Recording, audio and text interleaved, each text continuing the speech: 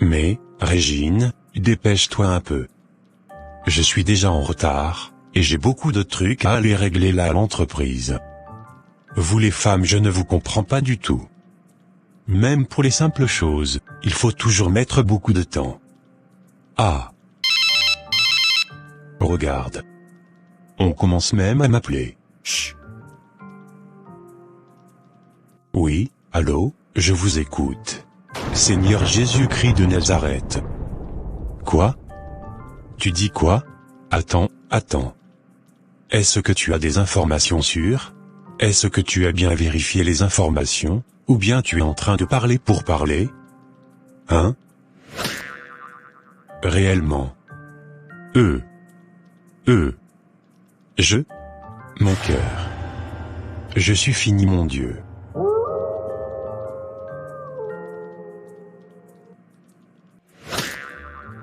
Mais, Samuel, qu'est-ce que tu as? Hein?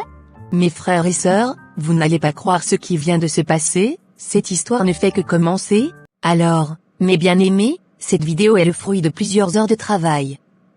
Si vous pouvez nous aider à faire grandir cette chaîne le plus rapidement possible, en partageant, en commentant, et surtout, en nous laissant un petit j'aime, n'attendez pas la fin pour le faire. Merci beaucoup pour ce geste d'amour et de soutien. Que Dieu vous bénisse abondamment. Samuel était méconnaissable.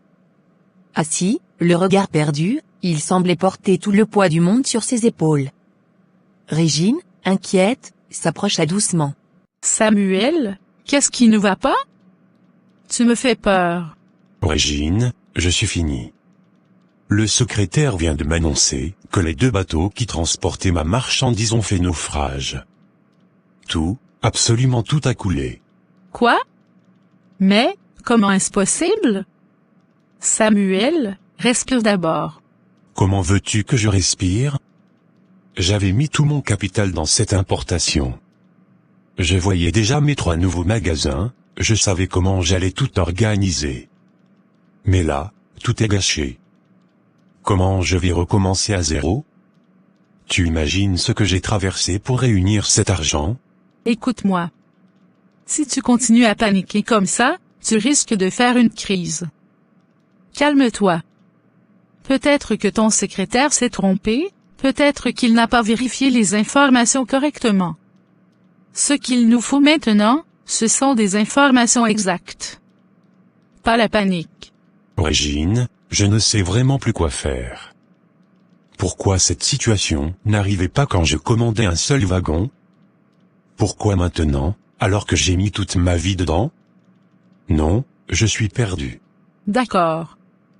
Alors on va faire une chose, on va ensemble à l'agence maritime pour vérifier ce qui s'est réellement passé. On respire, on marche, on pose les bonnes questions. D'accord? Tu n'es pas seul. Merci, emmenons-nous là-bas alors. Après plusieurs démarches, appels et vérifications, la vérité tomba comme un coup près, le bateau avait réellement coulé avec toute la marchandise de Samuel. Il avait tout perdu. Mais Samuel ignorait que derrière ce malheur se cachait quelque chose de plus sombre, la mendiante à qui, quelques jours auparavant, il avait donné ses 2000 francs, riait déjà dans l'ombre. Car dans ce récit, ce personnage n'était pas une simple pauvre femme, mais une sorcière malveillante, nourrie par l'argent qu'elle recevait pour détourner le destin des généreux naïfs. Et Samuel venait d'en être victime, sans même le savoir. Régine, j'ai beaucoup réfléchi depuis que le secrétaire m'a annoncé la nouvelle. Nous avons perdu une grande partie de notre capital.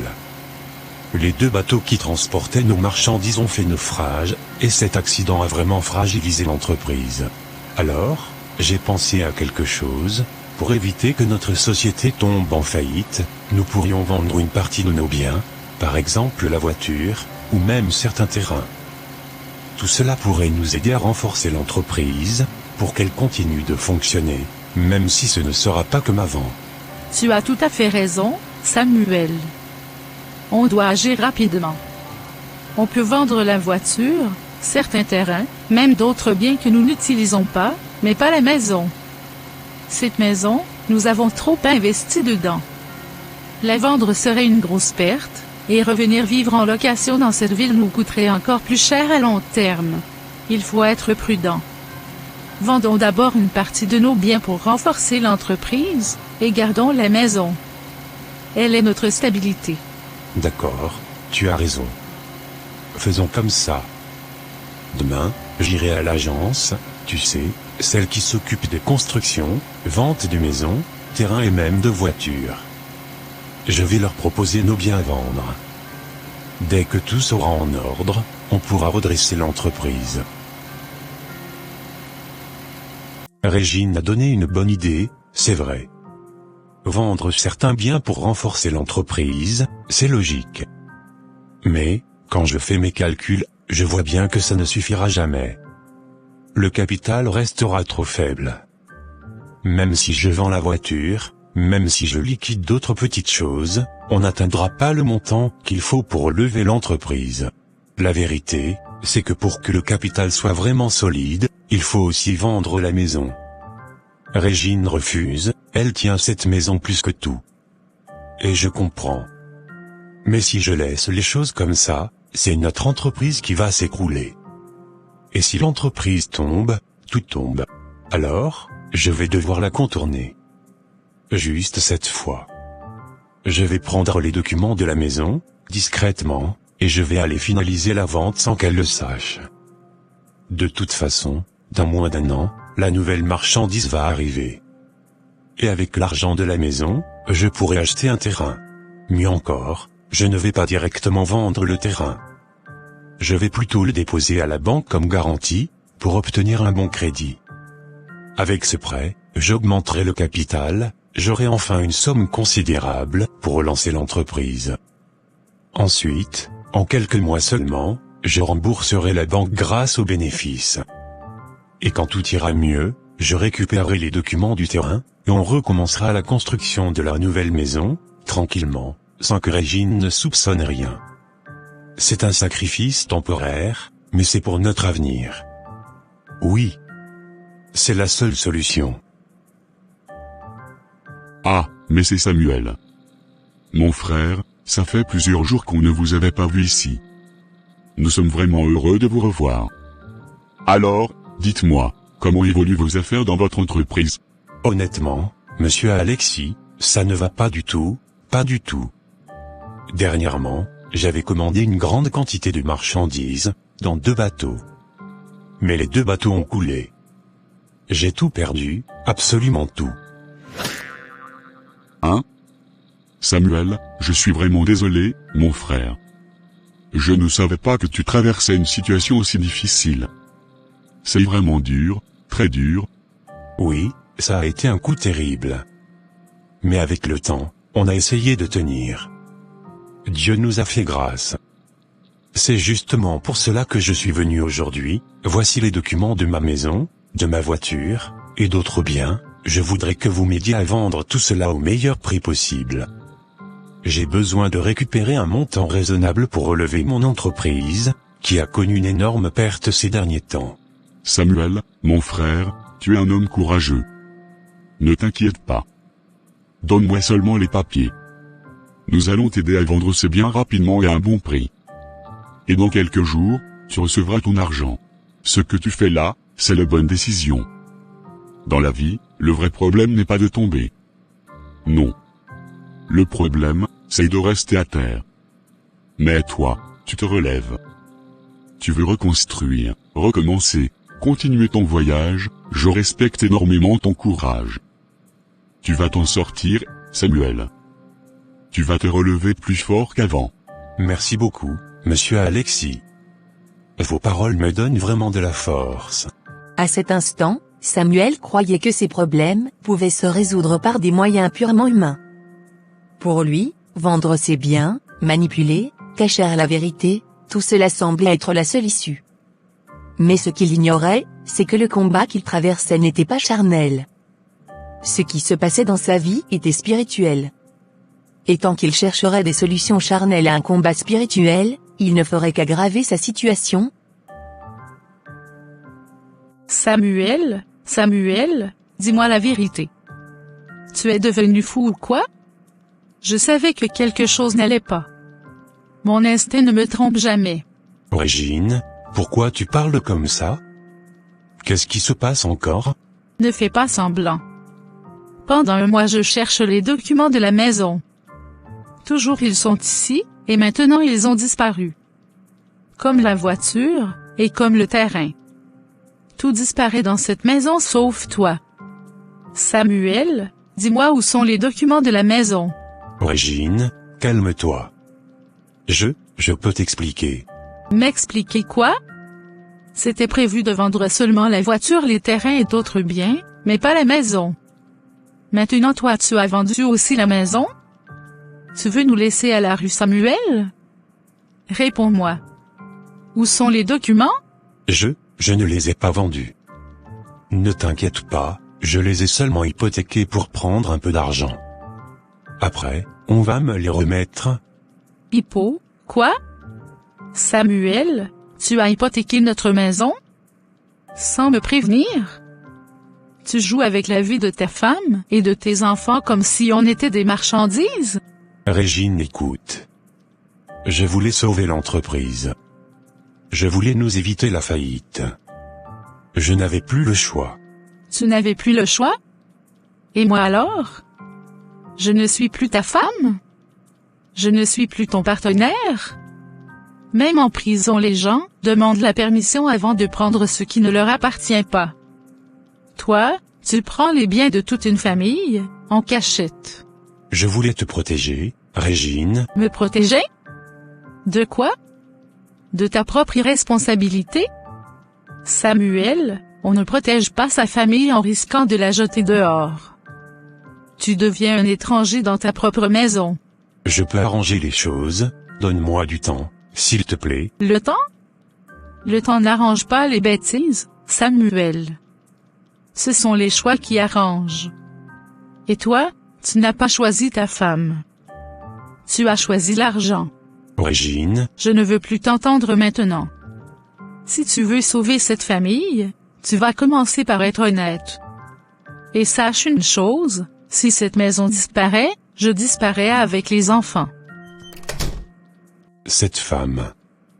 En tout cas, elle m'a eu. Quand elle s'énerve, impossible de la convaincre. Mais au moins, c'est moi l'homme de la maison.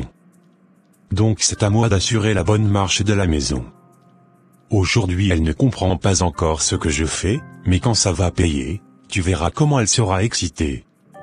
Nous allons construire une très grande maison, plus que celle que je venais même de vendre ici. C'est à ce moment-là qu'elle comprendra. Les femmes ont toujours été comme ça. Vraiment, je ne comprends plus rien à cette histoire. Depuis plus de 7 mois maintenant, que cette femme-là a quitté ma maison, 7 mois.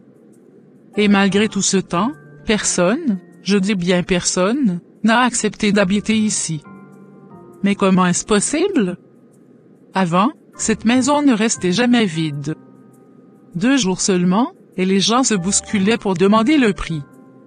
J'avais même du mal à choisir parmi les locataires. Mais aujourd'hui, silence total. Même avec un commissionnaire que j'ai payé de ma propre poche, rien. On dirait que les gens fuient cette maison, comme si quelque chose les repoussait. Non, ce n'est pas normal, ce n'est vraiment pas normal. Chaque fois que j'entre ici, j'ai comme un froid bizarre qui me traverse, comme si la maison elle-même refusait de vivre. Parfois, j'ai même l'impression que quelqu'un me regarde. Peut-être que je me fais des idées, mais tout de même, pourquoi tout le monde se désiste au dernier moment? Est-ce que j'aurais mal fait en mettant cette femme dehors? Non, ce n'était qu'une locataire. Pourquoi son départ devrait changer quelque chose? Mais alors, qu'est-ce qui bloque? Qu'est-ce qui se passe dans cette maison? Pourquoi personne ne veut y rester? C'est comme si une main invisible fermait les portes dès que je tourne le dos. Cette histoire commence à vraiment m'inquiéter. Je sens que quelque chose m'échappe, quelque chose que je ne vois pas.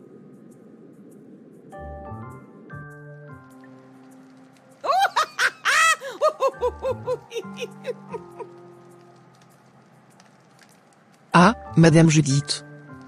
Quelle souffrance vraiment? c'est pitoyable. Ah, cette femme, elle va sentir la chaleur. Hier encore, je suis passé devant sa maison, vide, abandonnée, personne pour l'occuper.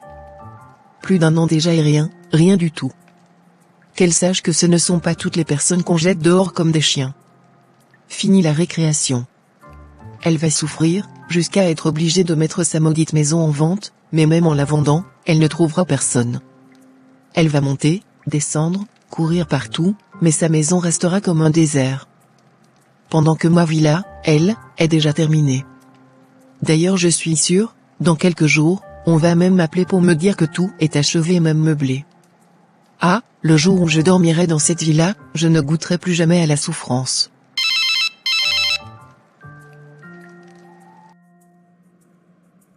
Monsieur Alexis. J'espère que vous m'avez appelé pour une bonne cause. Bonjour Madame Françoise. Je vous appelle pour vous annoncer que les meubles que nous avons commandés d'Allemagne sont arrivés. Nous avons tout installé dans la maison. Tout est terminé.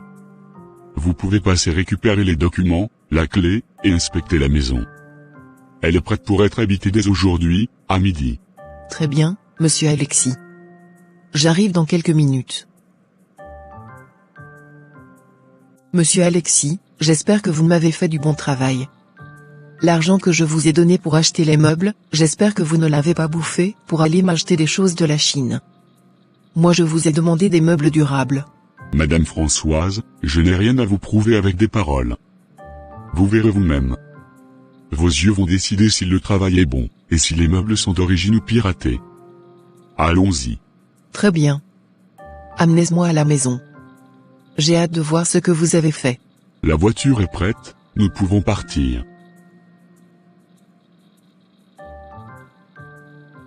Arrivé dans la villa, meublée, la porte s'ouvre.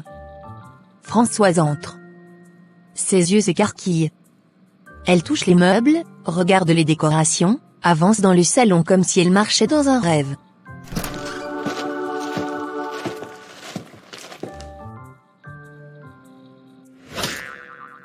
Oh, yes. J'avais raison de choisir votre agence. Regardez-moi ça. Le confort, la qualité, même la décoration. En tout cas, monsieur Alexis, vous avez fait un travail impeccable. J'apprécie vraiment. Françoise met la main dans son sac. Sort une enveloppe remplie de 10 000 $, et le remet à monsieur Alexis en disant.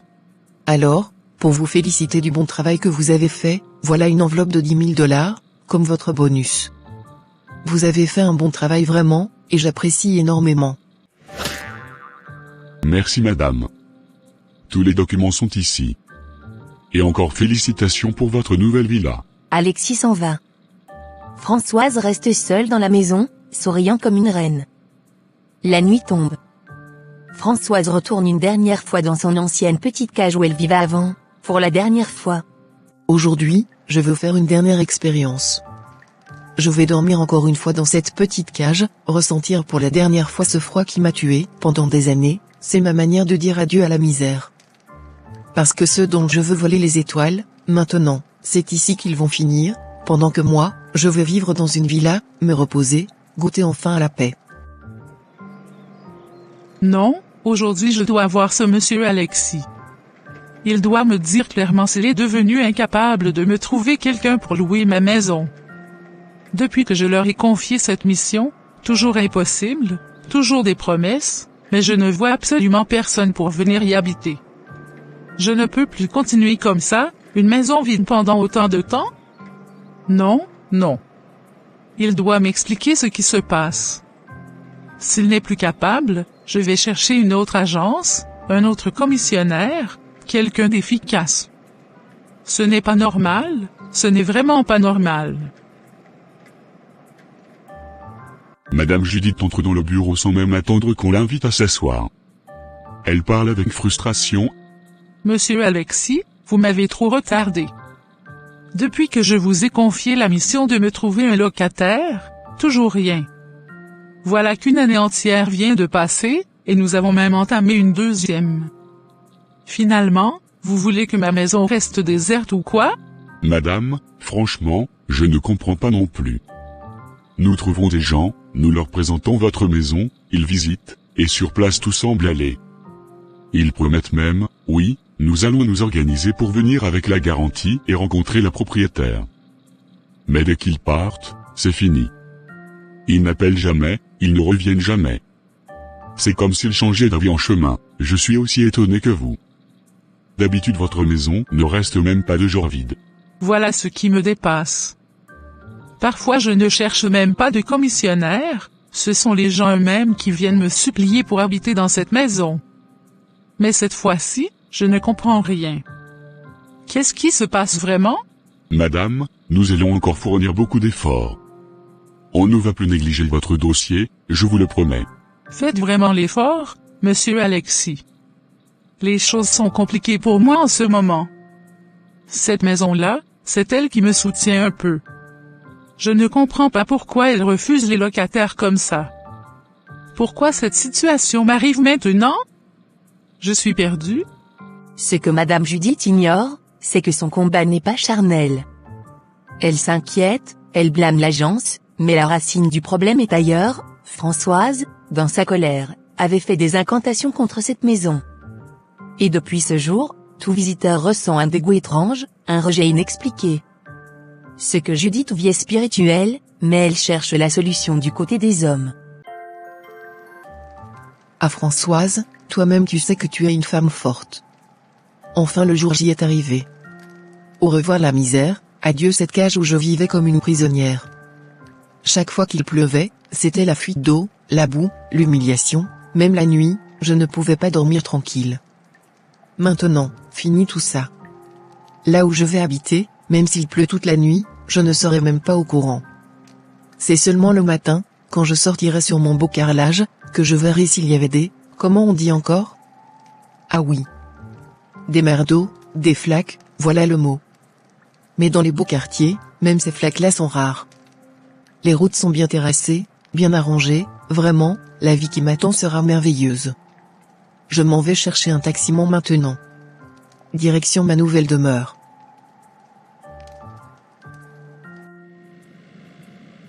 Chauffeur, allons-y. Dépose-moi ici, oui, c'est là chez moi. Tu vas m'aider à rentrer tous ces bagages dans ma maison. Et après, nous irons encore au supermarché. J'ai beaucoup de vivres à acheter, et tu m'accompagneras jusque chez moi. Pour l'argent, ne t'inquiète même pas. Je te paierai tout ce que tu voudras. Ça va madame. Soyez tranquille. Nous allons faire toutes vos courses d'aujourd'hui. Françoise sourit, gonflée d'orgueil.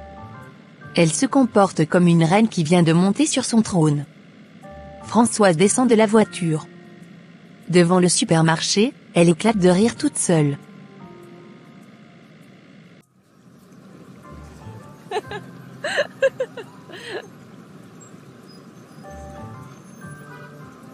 Ah mon Dieu comme la vie est drôle. Je me rappelle, il y a 1 an seulement, j'étais assise sur ce petit banc là-bas, comme une mendiante. Et cet homme, malheur à lui, celui qui m'avait donné 2000 francs ce jour-là. Si seulement il me voyait maintenant. Je n'ai plus besoin de m'asseoir ici pour demander l'aumône. Aujourd'hui, moi aussi j'entre dans le supermarché pour acheter des provisions, comme ces gens-là que je regardais avec jalousie. Elle entre. Elle prend des produits sans compter, remplissant 2 caddies. Madame, dites-moi, combien pour tout ce que je viens de prendre? Vous avez pris des vivres pour un total de 1 787 000 francs, madame. Ne t'inquiète pas. Je te donne ton argent. Appelle les gars ici pour charger tout ça dans la voiture. Le taximan m'attend dehors. Ainsi va la vie, certaines personnes reçoivent une grâce, une faveur, un secours, mais au lieu de rester reconnaissantes, l'orgueil les aveugle. Françoise jubile aujourd'hui, mais elle oublie que l'étoile qu'elle porte n'est pas la sienne. Elle oublie ceux qui l'avaient aidée autrefois, ceux qui, en ce moment même, paient le prix de sa trahison et de sa convoitise. Quand une bénédiction n'est pas légitime, elle brille comme l'or, mais brûle comme le feu. Le temps n'a jamais oublié personne, et chaque étoile retourne un jour vers son vrai propriétaire. Patron, j'apporte les nouvelles. Les 2 bateaux de marchandises que vous aviez commandés récemment sont bel et bien arrivés au port. Nous avons fait le déchargement, tout s'est passé sans problème. Les marchandises est déjà transportées, rangées et bien sécurisées dans le dépôt. Tout est en ordre. Très bien Martin. Mais écoute-moi attentivement, tu sais ce que nous avons perdu ces derniers temps. 2 bateaux entiers engloutis, tout un capital disparu dans l'eau. Nous devons redoubler de vigilance. Rien, absolument rien ne doit échapper à notre contrôle. Et puis, avec les pertes, il sera difficile de continuer à assumer tous les salaires. Nous serons obligés de réduire le personnel. Pas parce que je le veux, mais parce que la situation l'exige. Si nous ne prenons pas des décisions dures maintenant, l'entreprise ne tiendra pas. Martin baisse la tête, comprenant la gravité. Il répond brièvement, puis quitte le bureau, laissant Samuel seul un instant. À peine Martin sort-il, le téléphone de Samuel sonne. Il regarde l'écran, surpris. Qui m'appelle encore à cette heure? Ah. Oh, c'est Monsieur Oscar. Allô? Bonjour Monsieur Oscar. Samuel, bonjour. Je t'appelle pour te dire que, le programme a changé. Je t'avais donné 1 année, peut-être 2, pour rester dans la maison que tu m'as achetée, mais je crois que je vais devoir revenir plus vite que prévu. Ma mission ici en Europe n'a pas abouti. Je dois rentrer au pays. Tu dois donc commencer à chercher une autre maison. Je veux récupérer la mienne. Je te laisse, 1 mois et quelques semaines au maximum. Quoi? Mais Oscar, s'il te plaît, pas maintenant. Tu avais promis au moins 1 an, voire 2. Je ne suis même pas encore relancé avec le commerce, la marchandise vient tout juste d'arriver. Tu ne peux pas faire au moins 5 mois? Juste le temps que je me stabilise un peu? Non, Samuel. Je suis désolé, mais je n'ai plus le choix. Prépare-toi. Dans 1 mois, la maison doit être libre. Samuel reste immobile quelques secondes, le téléphone encore dans la main. Puis il le pose lentement. Le poids du monde s'abat sur ses épaules.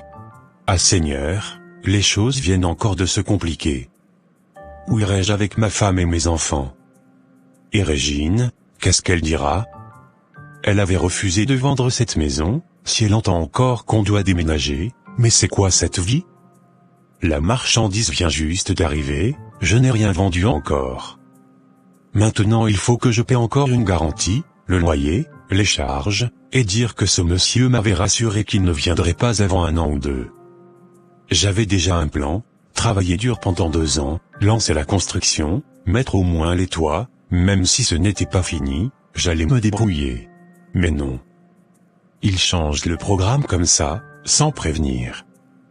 Il ne dit jamais les choses clairement, toujours en train de tâtonner, et maintenant c'est moi qui paie les conséquences.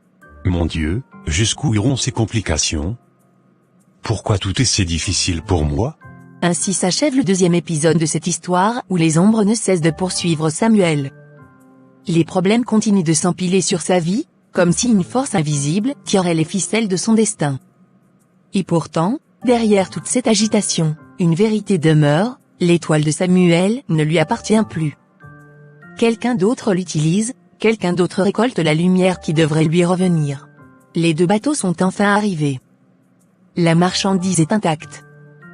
Tout semble prêt pour qu'il récupère son capital et redonne souffle à son entreprise, mais attention.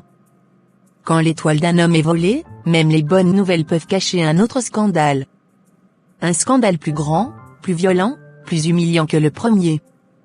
Dans le prochain épisode, vous verrez ce qui va précipiter Samuel dans la même misère que Françoise, tandis que cette dernière continuera de vivre le bonheur qui, autrefois, appartenait à Samuel. Chers téléspectateurs, ne ratez surtout pas la suite. Cette série renferme des révélations profondes, des leçons puissantes, et une lumière capable d'ouvrir l'intelligence de quiconque sait écouter. À l'épisode 3, les vérités spirituelles commencent. Bye bye mes chers amis. Que Dieu vous bénisse abondamment. Et on se dit, à très bientôt. Alors, mes bien-aimés, cette vidéo est le fruit de plusieurs heures de travail. Si vous pouvez nous aider à faire grandir cette chaîne le plus rapidement possible, en partageant, en commentant, et surtout, en nous laissant un petit j'aime, n'attendez pas la fin pour le faire. Merci beaucoup pour ce geste d'amour et de soutien. Que Dieu vous bénisse abondamment. pour votre édification, votre éducation et votre encouragement spirituel. Suivez chaque jour des animations chrétiennes inspirantes, sur votre chaîne, Gloire de Sion. Des messages qui fortifient la foi, des histoires qui touchent le cœur, et des moments de grâce pour grandir dans la présence de Dieu. Gloire de Sion, la foi prend vie en images.